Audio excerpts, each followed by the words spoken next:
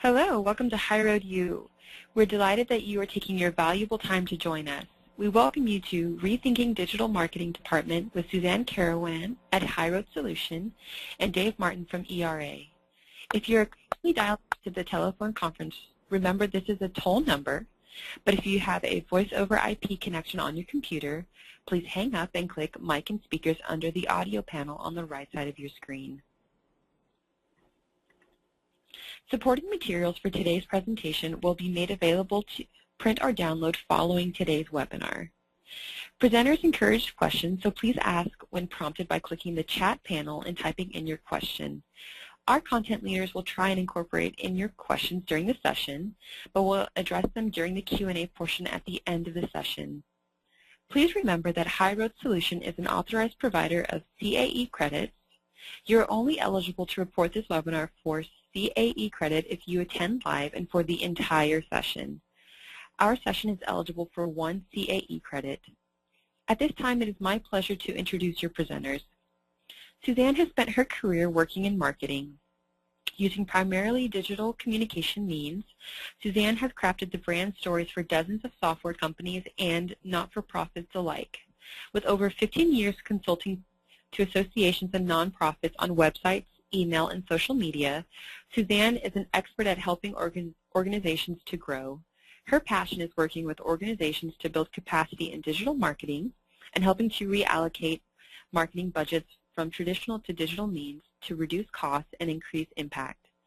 Currently serving as CMO of ASAE endorsed e-marketing solution provider HighRoad Solution, Suzanne has the honor of creating educational programs for HighRoad U that has provided education for more than 1,000 not-for-profit professionals since its inception. Dave Martin is the Vice President of Marketing and Content at the Electronic Retailing Association. Dave has worked for ERA since early 2009. Before that, Dave worked in global telecommunications, marketing, product management, and product development both in the United States and Europe. Dave has a BA from the University at Buffalo, an MIA from Columbia University, and an MA from the Katholieke Universiteit Leuven in Leuven, Belgium. Dave is fluent in Spanish and enjoys red wine, acoustic guitar, and harassing his kids in his spare time, in that order. And now I will turn the program over to Ms. Carawan and Mr. Martin. Please begin. Thanks, everybody, and welcome today. And Dave, welcome. Thanks for joining us today.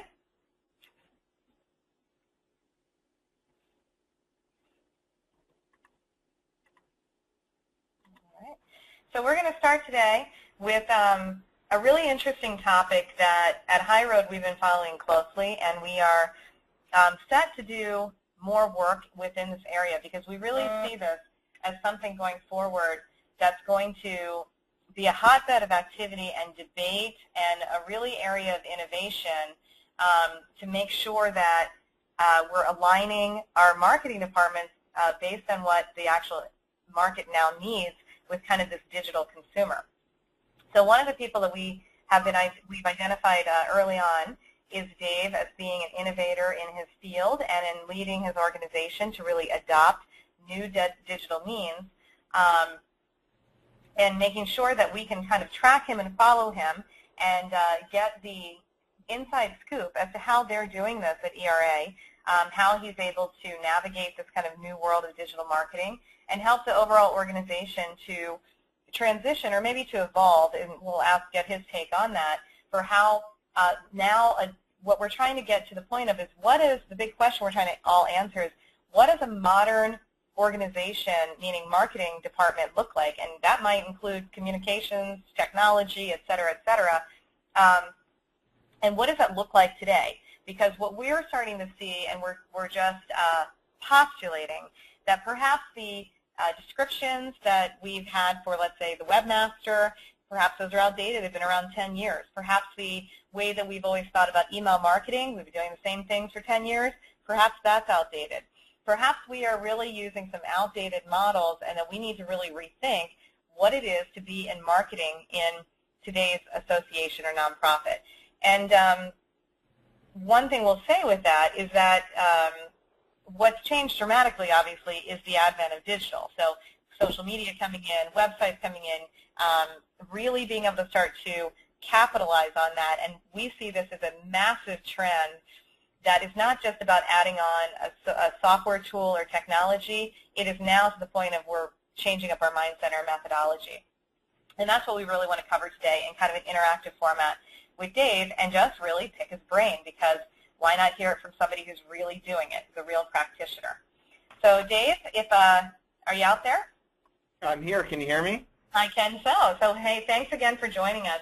So we just want to start with, and I'm going to be kind of your Barbara Walters, Dave, or your Oprah Winfrey, or any of the people that you want to come out and say, I'm just going to ask you a bunch of questions. You're Andy Cohen if you're on the reality side of things, and ask you, can you just tell us about, we heard a little bit about your awesome background, but who are you to ERA is maybe a better question. What role do you play? And then a little bit more about ERA and your members and some of the, intricacies that every, certainly a trade association in your case, has to deal with. So give us some context. Hit it. What do you got? So within the ERA is about 15 staff, and of that there are 4 total in the marketing team. So what do? We do all the marketing, communications, all PR. And when I say marketing, it's marketing, whether it's advocacy, the association, events, our magazine. So we're doing all of the marketing and communications. We manage almost all of the technology as well, which is one of the areas that may be different for some people. And we're involved in event management as well. So it's sort of a broad, it's one of the great things. I've worked at companies as big as 25,000, and now I'm at 15 people.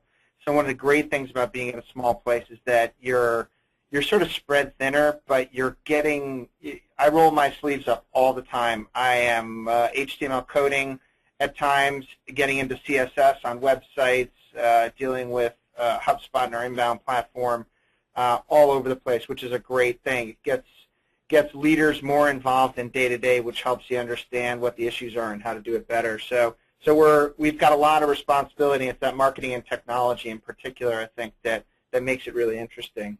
As far as the association, our members are companies that use direct response marketing to sell products online, on TV, on radio. And those are, some of your favorites like the Pet Egg and the ShamWow, all different types of infomercial products. That's where it's from TV. And what they're doing, it's a global organization. We have about 400 members, whether it's in Europe, Latin America, Asia, U.S., Canada, et cetera, and about 3,500 individuals that are at those member companies, to give you a sense of how big the association is. Our annual convention's anywhere from 3,200 to almost 4,000 people, and we've got a midwinter event that's about 700 or 800. So it gives probably people a sense of how big we are. So, I mean, you were talking about the myriad of roles and tasks that you have under your direction. Maybe an even better question to ask is, where do you draw the lines on that? Like, what are you guys not responsible for? Or is it just every aspect of marketing? Or like, where do you draw those lines of where you say, well, that's another department? We don't own, we own registration revenue targets. So we literally have a sales element in that regard, because salespeople can't sell badges to shows, individual salespeople, right? So we have a sales team that sells membership. We have a sales team that sells events, exhibits and sponsorships. And then we have an advocacy VP that deals with all our advocacy efforts. So, but just about anything outside of that, we're not responsible for finance either, obviously. But it's really anything else comes underneath. Too bad. You could be like, always hit your numbers, like, woohoo, we're doing great. What about pricing? Since we're talking about pricing, so you own the registration and the revenue targets. What about the actual kind of pricing elements? Is that a collective decision, or how does that work? Pricing for membership is pretty set. It doesn't change a whole lot. Pricing for exhibit space is the sales team. We give input, and then on registration, we set that ourselves. I work with the show director anytime we're changing pricing, though. It's one of those things, just as a as a side note, side trends that I've seen bubbling up within the association world in, let's say, the last 18 months or so, since I've kind of been back fully focused in on the association world, is this concept of pricing and who owns pricing. And in the corporate world, if you will, I guess I should say in the strict discipline of marketing, of how it's academically taught, and if you looked it up on Wikipedia, et cetera, marketing owns pricing. That's how it's kind of always been. It's one of those 4 or 5 Ps of the, of right. how marketing is taught. But what we've always noticed is that in many associations, pricing is often owned by another group, and marketing is just seen as this promotional advertising arm to do as told. And I think it's interesting, Dave, that you came out of corporate kind of marketing into the association world. And any comments on that kind of trend that you're seeing? Well, I think the difference is that I was a product manager for many years and did product marketing and product management, so product development, and at high-tech companies. And, the product manager typically then owns the cost, and a lot of pricing is cost-based, whether that's right or not. But the product manager would own the entire product from start to finish. At associations, you don't really as much, and at least here, we don't refer to them or consider them products. You don't have product managers. And then it could be historical. That's why it's fallen on different groups to set pricing. What do you think of that? I mean, I know we're already getting ahead into the future thing, but I keep wondering if maybe, since I'm in charge of thinking about education going forward, I'm wondering if maybe we're lacking some of those tenets of product management and product marketing, and that we could be teaching those things to association professionals to help them in things like pricing decisions, product rollout plans, kind of a go-to-market plan. So you've got a tremendous advantage, I think, in saying that you've got that background in knowing how to place products or offers into the market and create buzz around them and get people to convert to buy them. Yeah, and it would free up the salespeople's time. Although, setting prices for your exhibit space and your sponsorships is not a huge amount of time. It's typically a one-time effort, a year to 15 months out from a show, and so it's not like the whole team is creating the product in the end, and then you've got different people responsible for the marketing or the sales of it. So, I mean, a product when it's an event is very different than a product when you're selling something. Maybe it's a piece of content, right? That has a finite start and finish. When it's produced with an event, it's chaos. Everything's turned upside down, I guess. Yeah, it makes sense. All right, so we talked a little bit about this. The big question I was going to ask here: what are the main areas that you market? So I think, just to reiterate, and then if you can just elaborate a little bit, it'd be great. So you said, it sounds to me like you do a good amount of event marketing, and it would be great to hear, like, if you could just give a sense of how much of your time and resources kind of go into each thing. It sounds like you do the membership marketing, event marketing, and advocacy. Yeah, and a little bit on the magazine, a little less so on the magazine, but I would say it's probably like at least 50% events, 25 to 30% membership, and similar for advocacy. So, and the magazine's probably smaller than that. So it's really more event heavy. A lot of our revenue, that's mostly because a lot of our revenue is generated by our events. Right, okay. As opposed to membership, so that's probably why there's more time being spent there. And do you see a difference in your methodologies and your tools and techniques that you're doing for event marketing versus membership marketing versus advocacy or magazine? Or do you kind of use the same approach for each one? Well, it sort of depends. There's sort of before we started implementing inbound marketing and then after. Okay, hold that thought then. That's it right there. That's a good jumping off point, because I know that we're going to get to that. So, okay, let's switch, and so hold that, please, if you would, and let's switch to talking about in your digital portfolio. So we talked about you've got these big buckets of areas of marketing. This is how you're driving revenue, et cetera. And maybe you should just tell us overall what's in your marketing mix. You can give me the traditional and the digital, and then if you can go into the digital, because that's what we all want to know. Now, you want sort of the systems that support it, or do you want the channels we're using? Yeah, you can. I'll go for C, all of the above. Like, are you still doing direct mail? You know, what kind of banner ads? What are you using for it? I mean, you give me the whole thing, because people would love to know, you know, what are the things that you're using. And, you know, as you know, for me, I'm a big advocate for trying to get people to put down on one piece of paper or one whiteboard or one PowerPoint slide all the channels that they use, the systems they use, right, and and really the mediums that they use, so that they can say, are we doing this kind of comprehensively? Because a lot of times people don't really think about all the stuff that they're using. They're almost amazed that they've realized I'm using 17 different pieces of software, right? I've got banner ads, newsletters, blah, blah, blah, on, and they've never looked at comprehensively to say, am I getting the most value out of this, you know, particular integrated marketing mix? Okay, so I'll you might have to ping me on some things I might be forgetting. Sure.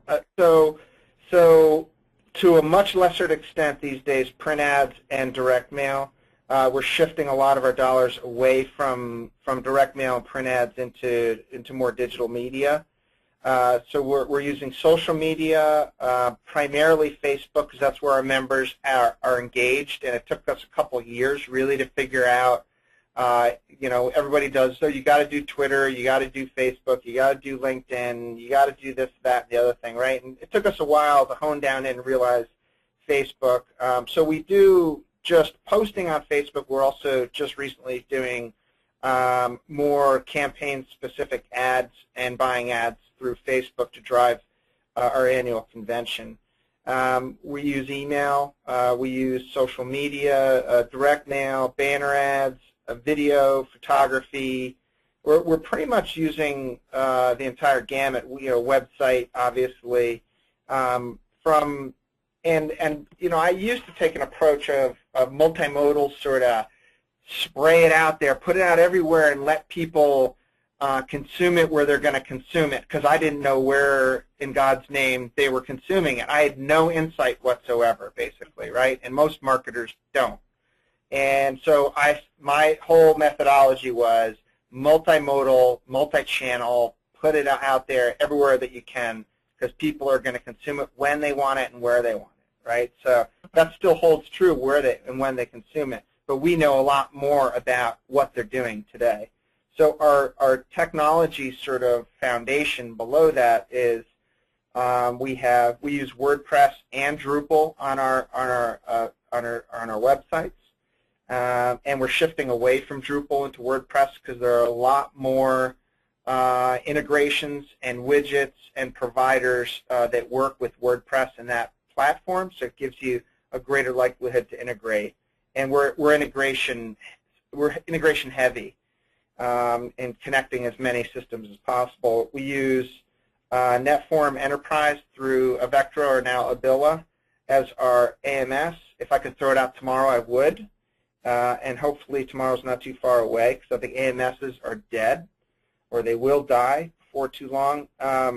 We use eShow as our event registration platform, and we use HubSpot as our inbound marketing platform, tying a lot of this together. We integrate HubSpot with eShow so that we know immediately when somebody registers, that data gets brought into HubSpot, and it can initiate a campaign to specific people, because they get added to lists, and then you can do lists based on campaigns based on lists. We integrate HubSpot also with NetForum Enterprise. We integrate it with WordPress. We integrate it with Wistia.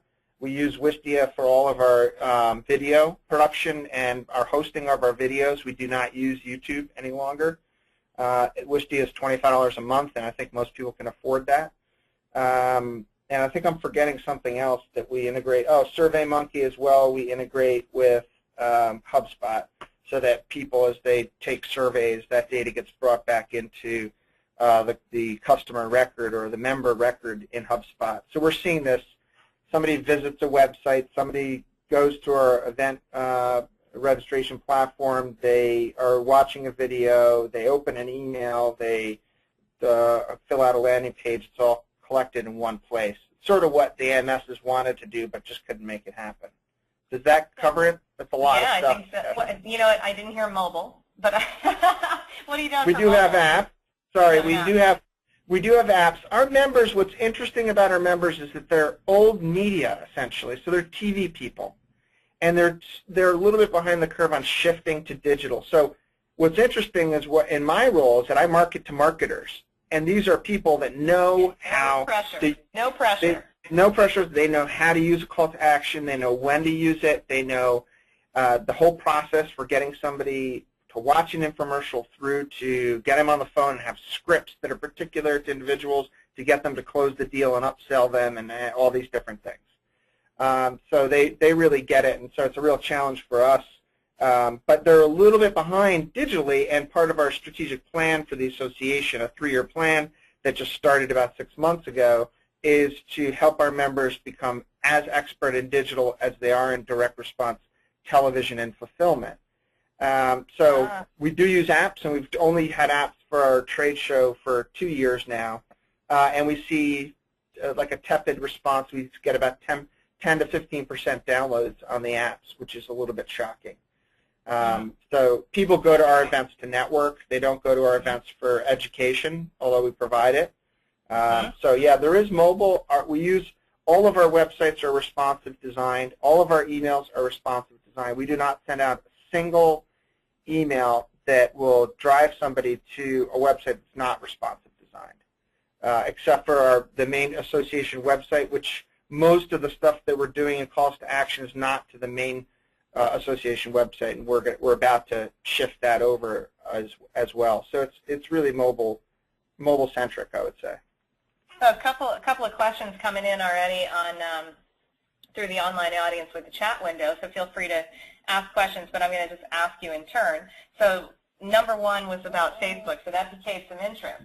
So people wanted to know how you said over the course of time, just to reiterate what you said, you've been able to identify that Facebook is kind of the social channel where you can engagement's actually occurring. So how were you able to determine that, or what kind of data, how are you getting that, how did you come to that decision, I think, or that conclusion? Well, I used to spend a lot of time on Twitter, and I realized I was talking to myself. It was pretty funny. I had this one day, I'm like, what am I doing? I'm like wasting an hour every day on Twitter. I'm getting very few retweets.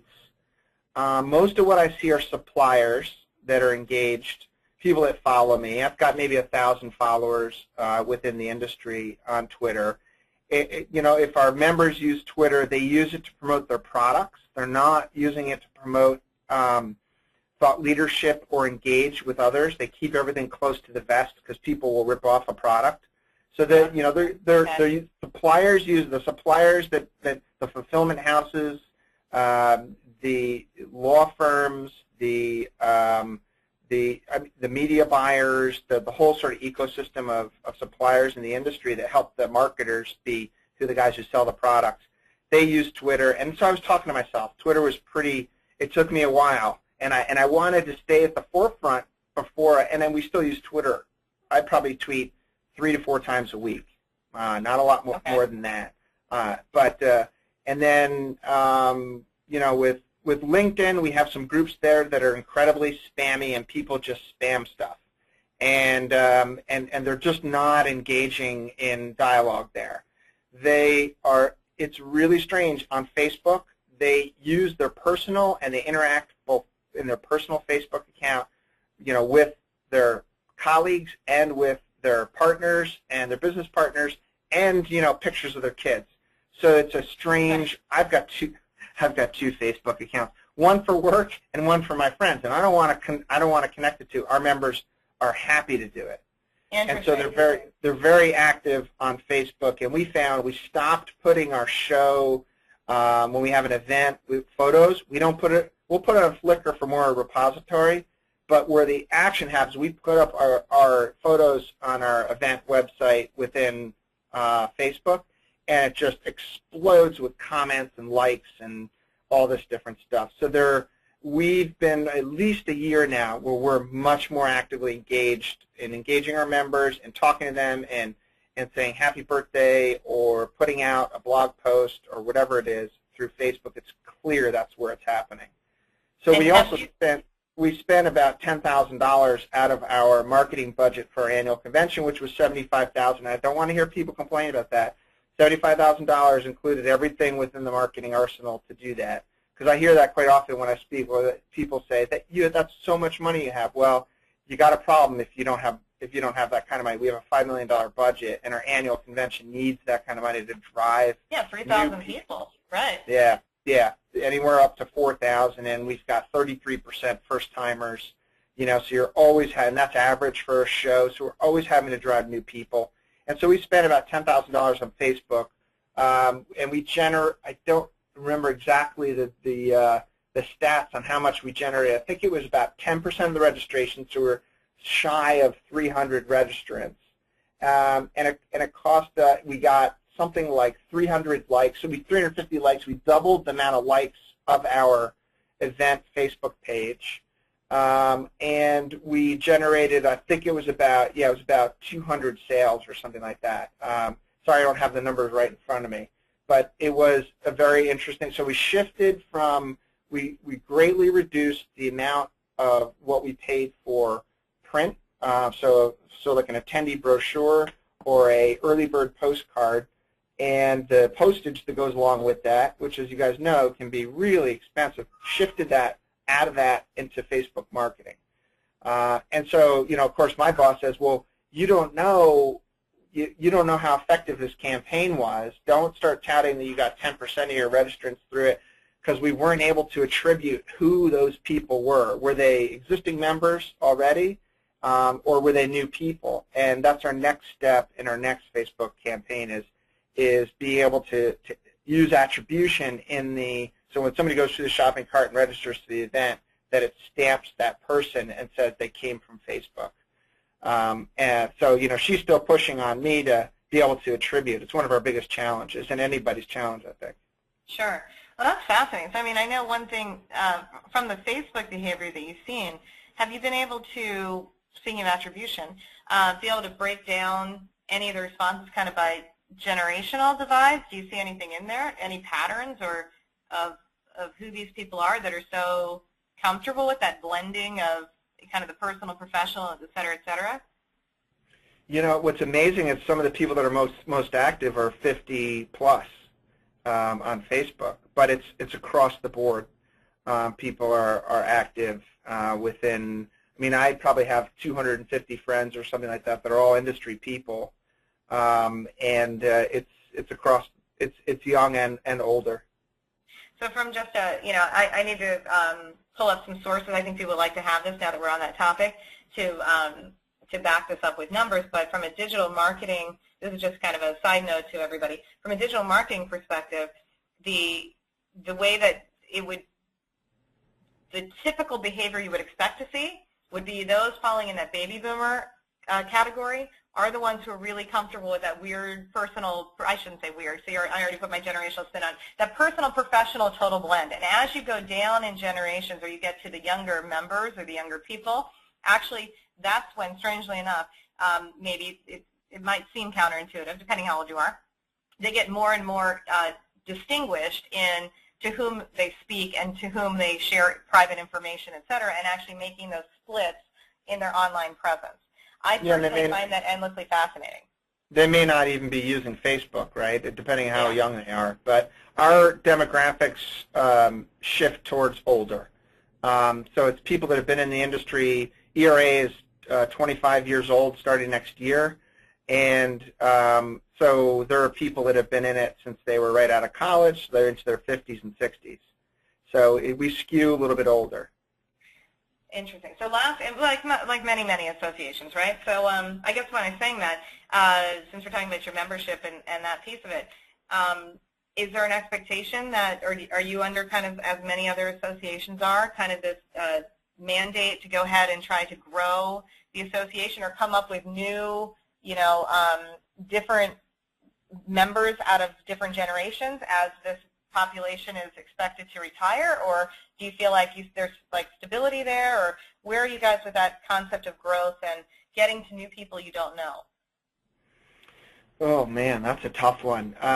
We, as part of this strategic plan, we need to be bringing in new, over time, over this 3-year period, we're going to bring in new members that are digital and focused so that there's an acknowledgement that there's not enough understanding of quote-unquote digital marketing. So it could be anything from, web optimization through e-commerce optimization and platforms, and what are they using. More than 60 to 70% of sales are through online. It's shifted dramatically compared to just taking them through telephone.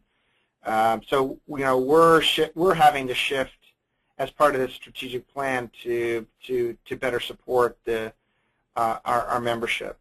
So, but ask me it again because I sort of lost my train of thought. Well, meaning one of the top challenges that many associations are finding on the membership side is that they're realizing, right, that they got to grow new, and maybe they haven't done that for a long period of time.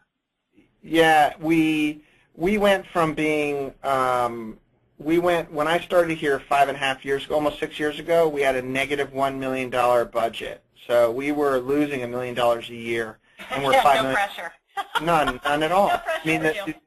The association was dying, the shows were dying, membership was dying, everything was really not in a good place. It wasn't horrible, but it was not good. So we turned it around from a negative $1 million a year budget to nearly $400,000 positive in like 3 years. Wow. And so the real focus has been stabilizing. Now that it's stabilized, it's part of the strategic plan is to then shift into helping our members get smarter and more knowledgeable about digital, because that's where everything's shifting, and therefore bring in new suppliers and new members over time that can help them that are digitally focused. But there hasn't been like a strategic effort on age groups or bringing in millennials or things like that. Not yet, at least. Okay.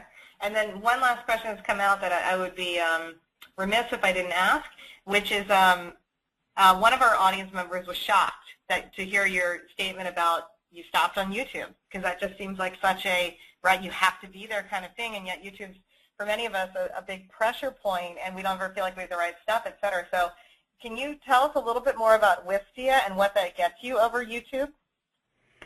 Yeah, and we're just literally, I think I did the integration about a couple weeks ago, right? So we're like less than a month using it. And we still have a YouTube channel where there's a lot of historical videos that are on there. One of the key things was that we use HubSpot as our inbound platform, and there's a very easy out-of-the-box integration with Wistia, and I had been familiar with Wistia through podcasts that I listened to, and so it had been something that intrigued me. And one of the key drivers was that we have a Moxie Awards Gala. It's an awards gala at our annual every year, and we record it, and then we also live stream it, but we record it and make it available after the event for people to watch. When we uploaded it, and it's like 2.5 hours long, right? Uploaded it onto YouTube, it flagged it for, I think it was EMI, because we have all kinds of music, like club music as people win the award or as they're walking up or transitions. And I have a whole Moxie playlist of like latest club music and stuff like that.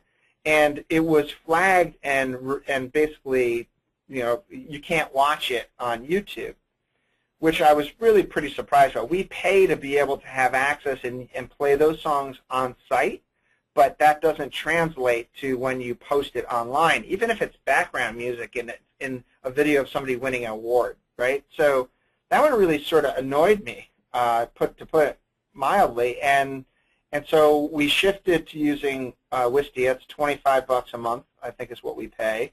What it allows you to do is that one of the key performance indicators in Wistia is engagement.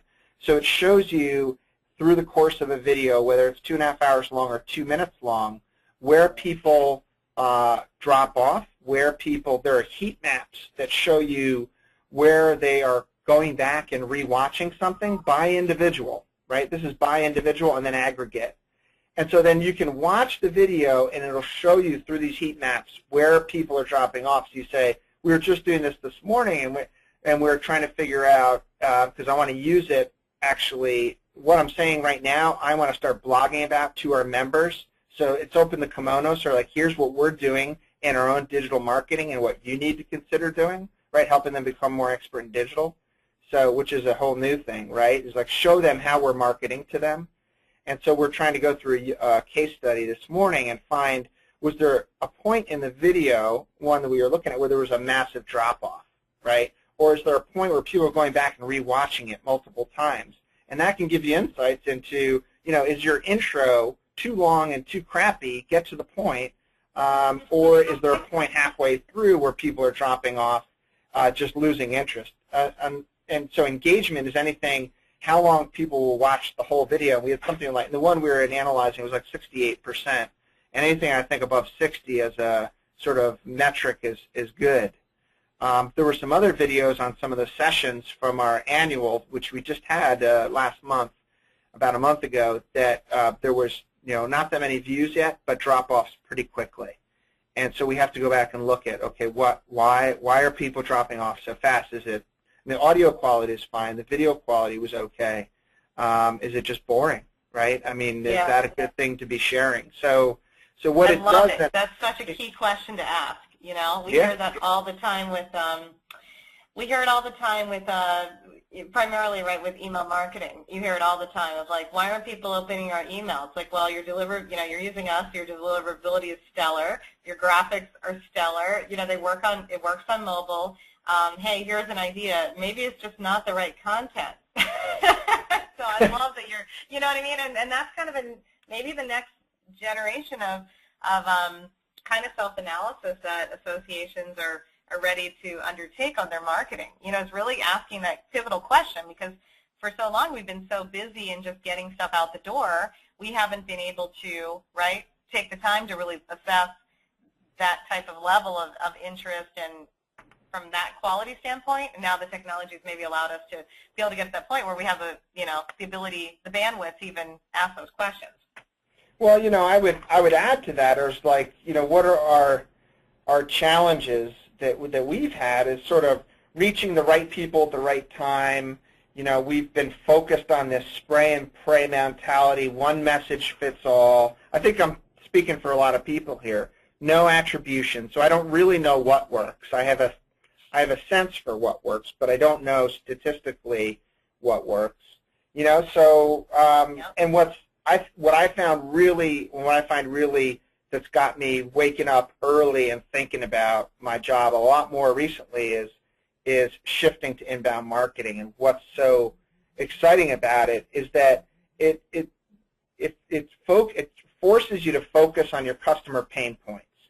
And marketers have talked about this forever, but understanding the customer and what keeps them up at night, and then you can create content for them and start to even think about creating content, right? That's where I am right now, is thinking about it, let alone sort of actually making it happen, is that whole mindset shift of not doing a campaign that starts tomorrow and goes for 2 weeks. It's about watching what your members are doing, or non-members, or attendees, or exhibitors, or sponsors. What are they doing on your various digital platforms? What actions are they taking? And then how can you change the whole method out, everything about how you market, and say, okay, this guy went to the Y exhibit page and then downloaded the exhibitor prospectus. Throw them into this campaign and nurture them and give them content and reasons why they should be exhibiting at the event over the course of a campaign. That may be emails, it could be blogs, et cetera. And it's more, now that we understand what's happening and what people are doing, is creating content around that process to help them get ready to make the decision. And if you can understand what the pain points are and articulate that, then you're starting to get way ahead, right? Yeah. So you smoothly moved in kind of that next area, which is inbound. And just as I was laughing as a funny side note, because we know from looking at our own statistics over here at HighRoad and looking at our HighRoad U webinar series, at the end of the day, and again, getting to know your user and really understanding the context in which they're consuming the content, when they're doing it, how they want to do it, we know that the vast majority of our attendees, or the people that watch this, or I should say really listen to it, do this on their own time. It's very interesting to see when they're actually getting this information, when they're actually, like you said, when they're watching the videos, or et cetera. And one of the things that I just was laughing at is that, our slides for today's webinar are just like one question, and really because we're having a conversation. And so you could say, well, why is that? Is that because, and that's because we know that for the majority of our attendees who listen to this, they're listening, right? They're working on something else, and most of it, they're really using it as a podcast. So for all those people out there in the world who have webinar programs, and they're beating down their speakers to get their slide decks and have all this stuff, which just as a total side note, a key is you want to make sure you have a speaker that really knows their content, that doesn't even need the slide deck, number one, and you certainly don't want to have a speaker that is all about the slide deck and all they do is speak to the slide deck, right? Because that's not good at all either. And one of the things I do is when I'm talking, we're doing this, we're having a webinar, if there's really a slide that I really want somebody to focus in on, I actually say, look at the slide. And that way everybody can stop what they're doing, because I know they're working on email or they're working on something else, and they look over at the screen and they get it, and then we go back to them just listening. So to your point about understanding the user and getting down to really being able to understand specifically at the individual level the tastes and preferences and behaviors and tracking the transactions and choices that each individual user goes and solicits, it becomes really important, because that's one of the key premises, right, about inbound marketing. So you started talking about that, but give me your, inbound marketing is one of those terms that's coming. We're cutting edge here. We're bringing it into the association world. HighRoad is definitely trying. We love ERA because you guys are actually practicing inbound marketing. We love Dave because he's a practitioner of inbound. But if you are explaining this out to the world, about what is inbound marketing and what it means to associations, can you kind of sum that up in terms of why it's such an exciting thing, like your epiphany, and how you can see this helping other associations? Well, inbound is, in my mind, it's about sharing content, basically, right, at a high level, and it's really, there are sort of three different phases of it. And this may sound a little bit corporate, but it doesn't mean, because it's got a sort of methodology that may sound corporate, doesn't mean that associations shouldn't be doing it or benefiting from it. So the first part is attracting people, is attracting website traffic, right? And so that's one of the key things that anybody doing inbound marketing should be doing, is getting people, attracting them in to your website. We have various websites for different events and for our association, so it'll really depend, but it all rests on this principle of the buyer personas and understanding who the buyer is and what keeps them up at night and what are their demographics, and assigning a name to them. What do you call your marketing manager, by the way? What's your buyer persona? Oh, her name is, there's Power Heather, and then there's Content Colleen. Yeah, Content Colleen and Power. That's exactly what buyer personas are about, is sort of creating that, who is that fictional person that represents a sort of group of people.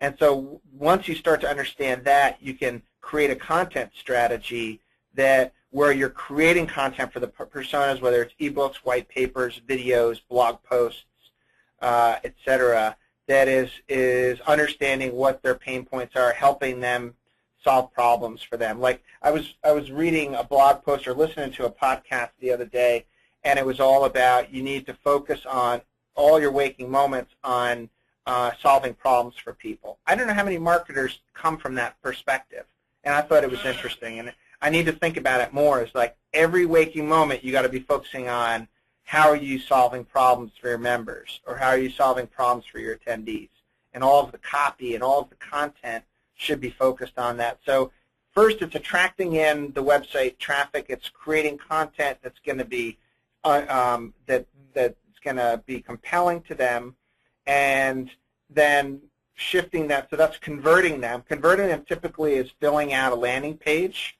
What's interesting about a HubSpot is, for example, we came out with a state of the industry ebook that we're promoting. And ERA does not do a ton of research, so it was really important for us. We put out an ebook through email, drove people to a landing page. They filled out the landing page with just a little bit of information, and then they were able to get access to the ebook. So we knew, and we had statistics on, in the past I didn't know, who was coming, who was filling out the form, were they members, were they non-members? The non-members are our sales team, membership sales guys, were immediately, we had a follow-up campaign that then had an email from the sales guy from membership who said, just introduced himself and said, I'm happy to help you. He generated something like 10 new memberships out of it just from doing an ebook about the state of the industry. And so you can have smart content. So if a member comes to the page, you can have dynamic content on the landing page versus the non-member. They can have different calls to action depending on who it is that comes to the page and then what they do. So it's that conversion. There's some kind of conversion that has to happen. If you're sending them to the landing page, they always got to give you info. And so if we had info like the email address and first name and last name, you could then ask other questions like, what's the size of your company? Which of the following personas most closely represents who you are? So you could start to capture persona information about people. And so there's that attract, then it's convert. So you're getting people to come, you're converting them. And if this is for membership, we're working on this right now on more of a inbound campaign. It's not really even a campaign, but the structure for membership, it's going to be non-members, getting them to give you their information so we can identify who they are. We're looking at if they fill out, if they go to like the About Us page, about membership, for example, and they fill out and they download, for example, the application for membership or look at pricing page for membership, that we can assign scores to them, which then helps to qualify one person versus another through points, and then put them into either another workflow where they got an email from our membership director, or the membership director is pinged right away and he's calling them. So he's seeing activity right away as it happens and then is able to make a call or reach out to them in one way or another because we've captured different information. So attract, convert potential members, and then close, and that's part of that lead nurturing. If they're not ready, it's over time giving them more information and more reasons to become a member. So, you know, some of the things we're looking about might be, hey, here's the follow-up email is about committees and councils. You know, how do you get engaged? Why membership is valuable? It's hard to put money on it. Or becoming part of the mentor program, and how when you come in as a new person, you'll be assigned a mentor, someone who's been in the industry for a while, and so have information about the mentor program. It may be about diamond partners and who our diamond partners are, which are the biggest supporters of the association through companies and how much money they spend on an annual basis. So who are they looking to get access to? There'll be testimonials. So a number of different things of content they're working on right now that will nurture over time, will just drip out to people over time, and so that they're ready to make a decision. But it's attract, convert, and then close, and closing those people to become members. Another example is we're looking at it for our events, and if you go to the exhibitor, I might have said this before, somebody is out on our website, our event website, goes to the exhibitor page and hits 2 or 3 other pages, we're able to then put them into a follow-up campaign with the sales team to nurture that lead. It's something I'm literally working on right now. You know, so it's attracting people, getting the so much smarter. Just yeah. so much smarter. What a smarter way to do this than constantly, again, kind of the fear-driven spray and pray, collect a bunch of information, throw it out over the fence, hopefully it works, and then just keep repeating the same process. Yeah, we used to put out emails, and we'd do, let's create a campaign for membership, and we'd say, what's the offer, and what's the copy, and we'd put together 3, 4, 5 emails over X period of time, and we'd send them out, and we'd all wait. Right, you wait, right? And I'm talking about like 6 months ago, right? So not happily wait, like wait with fear and in your gut, twisting your gut, wondering, right, if this is going to work. Yeah, and the only way we knew is when someone responded to the email, and they emailed back to Jennifer, the membership director, and said, I'm interested. Oh, we've got a lead, right? Like that was how we knew, and there really wasn't any other way to know, right? So if you're not measuring and you don't have a platform that allows you to get smarter and know who's coming and when they're there, what they're doing, so that you can then react and provide them content over time to get them to become members. So we're stumbling through it a little bit. We're making mistakes. We're testing constantly new things, different landing pages, different calls to action, but it's all pretty exciting right now. So, I mean, you talked about this, but how about this kind of pivotal question, which is that's a big shift. I mean, you've gone from again, you know, as I like to say it, the hamster on the wheel of just trying to send out email, trying to send, you know, just doing a million things to get it done, task-based, versus sitting there and really sensing. It's getting to the point where you're starting to sense and respond and pick up on trends and look at behavior, and then being able to automate the responses so that you're at the right time, right place kind of thing. How do you get the buy-in for that? Like, I mean, I think that's one of the critical things. People say, oh, that sounds fascinating. Oh, I want to be like Dave. That sounds awesome. How'd you get the funds for it? You know, how did you get everybody on board with that? Well, the great thing is that, you know, financially, we were Blue Hornet, and it's so funny. I think back now, like, you and I have had this discussion, like, why did I not shift sooner? And that's probably a good sign when you've made the right shift, is when you go, what was I thinking, right? So we used Blue Hornet for 5+ years, and what was the best part for me, and made it easier, is that it was a horizontal shift from a dollar perspective. It was no more expensive, right, to shift from Blue Hornet to HubSpot, yet HubSpot did 10 times the amount of stuff and allowed you to do 10 times the amount of stuff that Blue Hornet did, right? So from a dollar perspective, it was much easier to justify. And then it's a matter of, you know, the buy-in is about being able, I guess, to articulate, and I still don't do it very well, what inbound's about and why we need to move in this direction. But our own board and our strategic plan and the shift that our members are going through helps a lot too. That helps with the buy-in, you know, because they're saying ERA needs to also be leading this shift and showing to our members how to do it as well, right? So, but one of the key things that I hear most is buy-in is the biggest problem with inbound marketing, because people don't either understand it or they're not asking the right. A great way to get buy-in is to show salespeople how it's going to make their lives easier, right?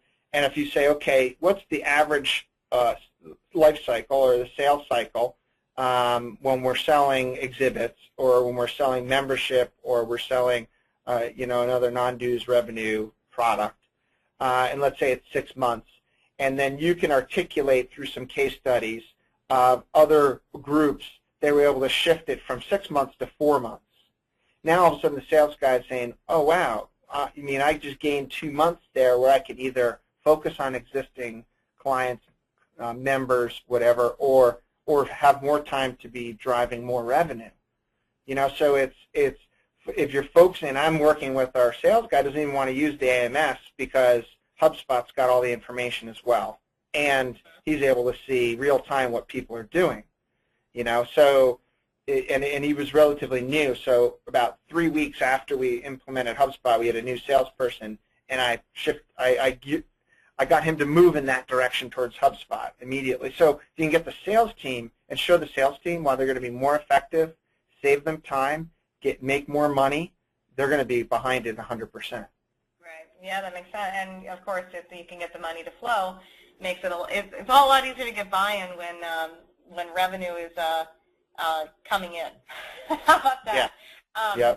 So I mean, just to finish up with it, because we're almost at the top of the hour, but what about, so in Rethinking, you know, you've gone from this traditional kind of marketing department that we talked about, having some digital things like email and websites and banner ads, et cetera, going to an inbound methodology to take those tools and channels and use them in a more effective way.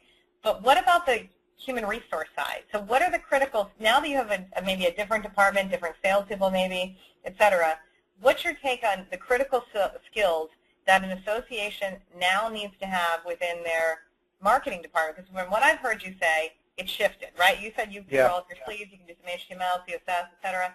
What do you got on that about advice you would have for other associations as they're trying to hire, as they're trying to retool, et cetera. What's that look like? All right, so a couple things. Some books I'd highly recommend is, one is the Marketing Performance Blueprint, Marketing Performance Blueprint by Paul Roetzer with PR 2020, and he talks about the rise of hybrids. And so hybrids are, people that embrace technology, that think outside the box, that embrace change, that are great writers, that have great analytical skills, that are creative, that are social web savvy, that are strategic and collaborative, right? That's a lot, right? That's a lot, so, yeah. Again, no pressure. Yeah. And so, you're looking for people that are willing to learn some of the technology. If you don't understand technology, you're going to get lost, and you're going to just be way behind really fast. And people need to shift. They have to start shifting now. And you're right, it starts with staff. Critical skills, 100% are hybrids. Tech people, tech savvy, and marketing savvy at the same time. Now, not everybody's going to have all of those skills, but it's got to be close to it. One of the things that this company, PR 2020, did is they used an inbound campaign to recruit new people. And so they attracted people through the website, they converted them, and they closed them, right? They went through that process and had content, and they watched what people were doing as they go through the process. And the people that are the most savvy are going to be the ones that watch the video, that download, that fill out the form, that download the ebook, that open the email, that are reading the blog posts. And those are the people, the ones that scored higher points because they got points assigned with each one. Those are the ones they decided to bring in for interviews. Fascinating. Totally different way to recruit people, right? And if you could apply that not for staff but also for volunteer, almost leadership, maybe it would help you to get the people who are not just the, the power hungry. They want to sit on top of the committee but not actually do any work. Because those types of things. And what an interesting way to do it, right? So they're by default selecting down to the people who really are the engaged people to begin with. Yep. Yeah, and as far as some books go, I would suggest Epic Content Marketing by Joe Pulizzi. Epic Content Marketing is I've just finished reading that. I'm reading the Marketing Performance Blueprint right now. Ann Handley wrote a book with marketing profs. Wrote a book called Everybody Writes, which I've got on my shelf ready to. That's the next book I'm going to read. So those are three good ones. You got content, you got that hybrid mix, and then you got the creative side of writing and how to get people more engaged in writing and creating content. And some podcasts. I listened to 6 Pixels of Separation with Mitch Joel. I listened to the Hubcast podcast. And I also listened to Online Marketing Made Easy with Amy Porterfield. Those are some really good. I'm constantly listening to podcasts and reading and stuff like that. It's really important to gain some of these skills and stay sharp. Fantastic. So we'll go ahead and make sure that we write down all your recommended resources and put them together and send them out to everybody. But we are, unfortunately, we could talk all day, Dave. We could because we're so passionate about, and also, just to end this, can I just get an amen, brother, from you that if you can retool and you get to, I think, where you're close to getting or maybe have gotten in your department, how revitalizing it is. Just what a difference in being able to maybe use inbound from an energy standpoint and from the amount that you can accomplish and, and just maybe letting go of some of that fear. It's life-changing. Yeah, it's really exciting. This is a incredibly exciting time for marketing right now. What we're going through is fascinating. The explosion of software and options is mind-boggling and scary, but you know what? If you grab the bull by the horns, it's really exciting, like it hasn't been for a long time. Yeah, I know, and it's how I put that? I couch it as all the software has been made for all the other departments within associations, and the last kind of frontier, it's been like the dues renewal and membership and events and content management and on and on and on. And the accounting side is, and finally the last frontier is marketing. We're finally getting some great software and some great methodologies. But I agree with you. It's an exciting time. And if you haven't heard Inbound, you're going to keep hearing it. We were at the Inbound conference that HubSpot put on, and just one statistic to take away. They said that their estimate is that only 20% of marketers out there, and they're kind of looking at the United States, have the requisite skills to really be within a marketing leadership position in today's world, meaning 80% don't have the digital marketing skills and understanding required to be able to function in a marketing role. Because in today's world, it's not, the marketing role is responsible, whether you want to hear it or not, you're responsible for a lot of these things that perhaps traditionally were in the technology department. And by the way, I think Dave said something very critical. You were citing another speaker, but that idea that every morning you wake up and you think about how can you solve your members' problems.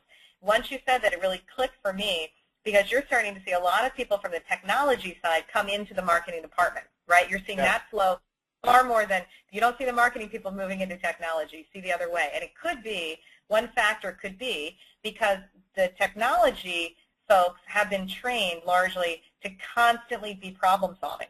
That's very much part of the way that they are trained to think, and constantly thinking about how can I create solutions that are technology based to be able to solve business challenges, et cetera. And you're seeing that, and that could be one of the critical factors for why they're doing so well now that they're coming into the marketing world, because they have that mindset already. They know the technology, and now they need to just get to know the market and the people, et cetera. But they've got the data analysis, they've got the problem-solving side of it. They're really, they've got those background pieces that are critical elements that you need to succeed in today's world.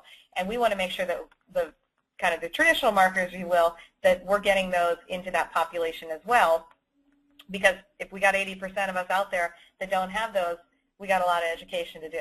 So on that note, that's why everybody will see Dave later this year at our November 20th Innovation Day. Dave will be one of the key speakers there, talking about some more of these topics, because we want to focus in on the people who are really not just talking blue ocean strategy, but doing it today and have real results and success with it, so that we can look to them as guideposts for going into this kind of new era of association marketing. So with that, Dave, I want to say thank you so much for joining us today and spending your time with us talking, and we look to see you again. Thanks. It was a total blast. Thanks, everybody. Thank you for joining us at the U for Rethinking Digital Marketing Department with Suzanne Carawan and Dave Martin. This concludes today's program. Have a great day, and you may now disconnect.